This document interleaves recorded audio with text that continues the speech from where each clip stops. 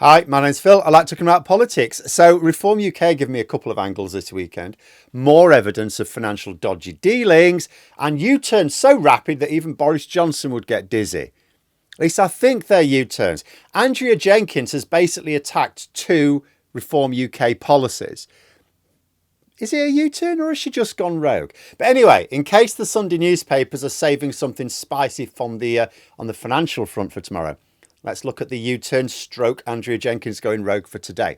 Because Nigel Farage has shown that he's happy to make a grand announcement for the cameras.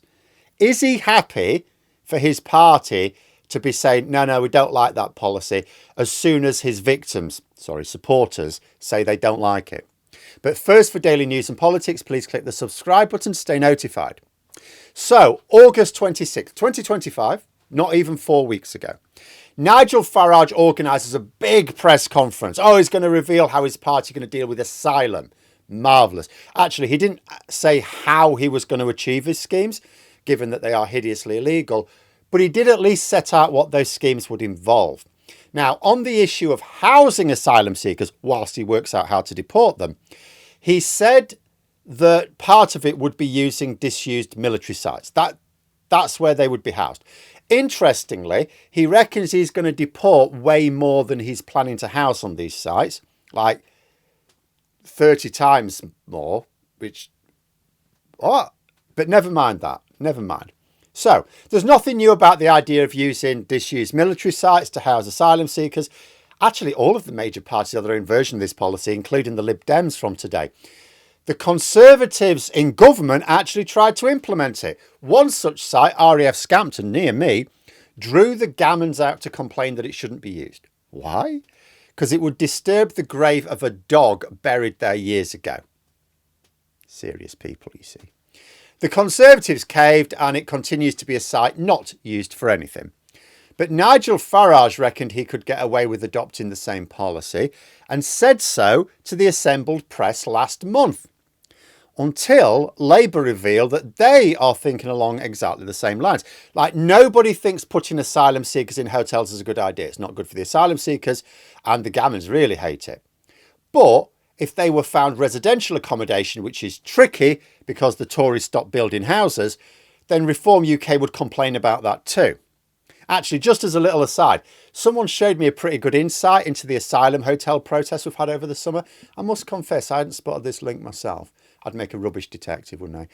But someone pointed out these wide-ranging asylum hotel protests. Think about when they started. They started at exactly the same point where the law meant you needed to use ID to watch internet porn. Coincidence? You decide. But anyway, back to Farage and his plan to use old military sites to house asylum seekers. So, Labour announced they're going to do this. Nigel Farage surely is delighted that the current government will be implementing at least one of their policies in common then, yes? No. This is what Reform UK's Andrea Jenkyns, my mayor, had to say. Quote, "We are working together and fighting back, trying to stop the government from using RAF Scampton to house migrants." Now, were I to paraphrase her statement slightly, it might reasonably go like this.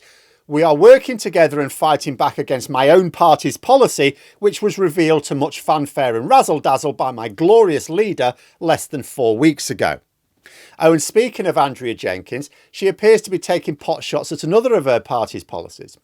Remember how Reform UK said they're all about cutting expenditure in the public sector, get rid of waste? They need the tax pounds to pay for lucrative contracts for their mates in the private sector, you see? But more on potential financial dodginess tomorrow, I think.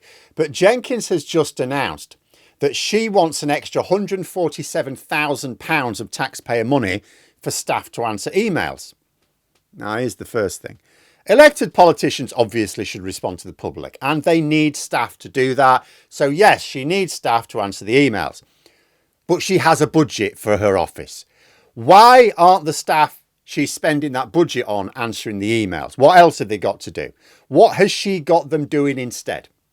Also, how do you need £147,000 worth of staff just to answer emails? How much is she intended to pay them, and how are they related to her?